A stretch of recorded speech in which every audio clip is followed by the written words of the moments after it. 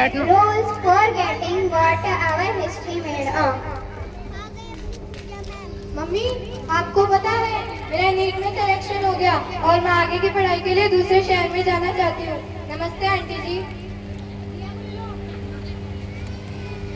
रिया, ये कैसा पागलपन है? दूसरे शहर जाके पढ़ने का? लड़कियां को बस घर में ही रहना चाहिए। तुम अपनी हद मत पार करो। हद? आंटी, इतिहास हमें सिखाता है कि औरतें कभी भी चार दीवारी में रहने के लिए नहीं बनी थी। अगर हम सपने नहीं देखेंगे तो देश कैसे आगे बढ़ेगा? अभी भी कुछ लोग पुराने और बेकार नियमों से लड़कियों को बांधने की कोशिश करते हैं और ये भूल जाता है कि हमारा इतिहास किसी मिट्टी का बना है। When doubt tried to stop them, the voices of history rose to show the path of true courage. याद रखिए आंटी, जब अंग्रेजों ने हमें आजादी की चुनौती दी थी, तब एक ही औरत थी जो हाथ में तलवार लेकर मैदान में उतरी थी, रानी लक्ष्मीबाई। वे अपने देश के सम्मान के लिए लड़ी थी और हमारे देश की हर लड़की के लिए शिक्षा का दरवाजा किसने खोला था? भारत की पहली फीमेल टीचर सावित्रीबाई फूले, जिन्होंने हर मुश्किल से लड़कियों के हाथों में कलम थमाई थी।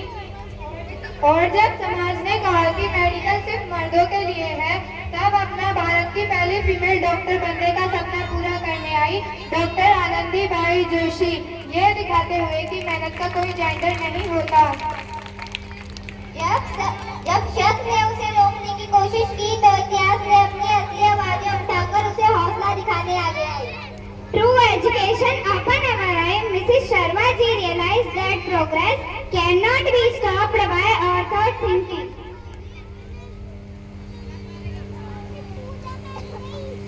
इस स्वतंत्रता दिवस पर हमें यह समझना होगा कि देश की आजादी तब तक अधूरी है जब तक इसकी बेटियां आजाद नहीं है।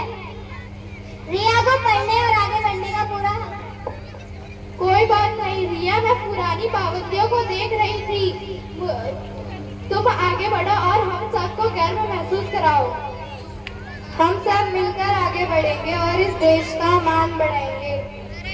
सच्ची शिक्षा हमारी आंखें खोल देती है। शर्मा जी को समझ आ गया कि प्रगति को रूढ़िवादी से रोका नहीं जा सकता है। From the Rani Lakshmibai to the daughter of today, empower women, empower India. रानी लक्ष्मीबाई से लेकर आज तक की कुछ बेटियों तक नारी